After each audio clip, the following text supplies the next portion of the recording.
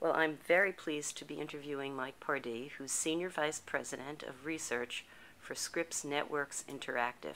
Thank you so much for your time today. Absolutely. Well, let's start off with your background. How did you get to where you are today? Well, it's a little circuitous, to say the least. When I was a lot younger, I managed to get on board a tramp freighter that was going to Sri Lanka and India. Um, that got me interested in anthropology, and I ended up taking courses in anthropology. And one of the professors I had did community research, and ended up doing door-to-door survey research. And at one point decided to take that a step further, and found an opportunity to get into media research. So that's how I got here. That's an amazing journey. And what networks have you worked for? I've actually started out working for Nielsen as far as media research. I did some market research before that. Worked for Your Choice TV, which was an early sort of TiVo-like project. And since then, for the past 11 years, I've been working for the Scripps networks, Home and Garden TV, Food Network, DIY Network, and so forth. So you've been at Scripps for 11 years. For 11 years now. And you've seen a lot of change. Yes. Yes. What are you doing research-wise to prepare Scripps for, the next step in media? Well, we're always trying to stay a step ahead, and that's become increasingly hard these days. There's been such an onslaught of new techniques, new issues to deal with. It's only been, a couple years since the whole C3 and change in the currency by which TV is bought and sold. And here we are now talking about set-top data and whether that's going to become part of the currency or not. And,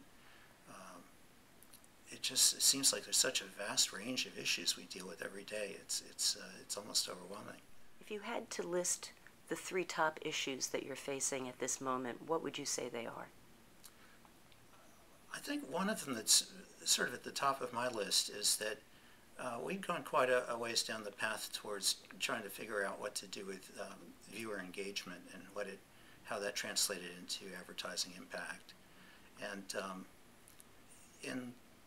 since the C3 issue sort of raised its head, the last 2 or 3 years, it's become less of a topic of conversation. And even though I was at a conference just last week, and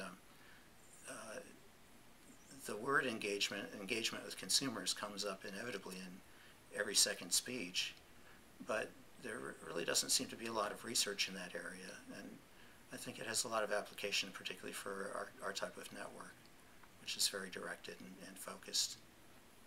So in terms of engagement research, what have you been doing to prove the value of your network's engagement index among consumers? Well, we've been working with the Simmons MME is the primary way we've been doing it. Also online, there are a number of measures of not just page views, but time spent and visits and so forth. So we've been looking at least both behavioral and attitudinal engagement. Have you been finding that the agencies are responsive to this type of research?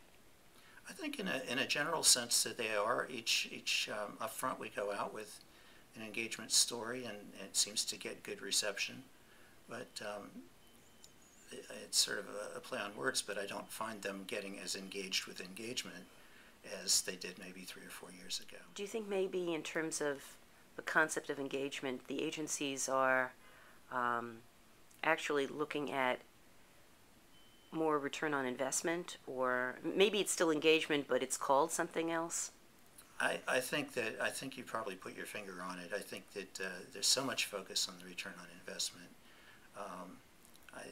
I know that we've done several projects recently where we've looked at trying to see if the needle has moved at all in terms of product purchase, which is a really hard thing to do. It takes a massive sales ad budget to move the needle, and you have to place it pretty much on one network or one website to really see, to isolate it. So but there is a lot of interest in that. We've done some collaborative projects with clients like that.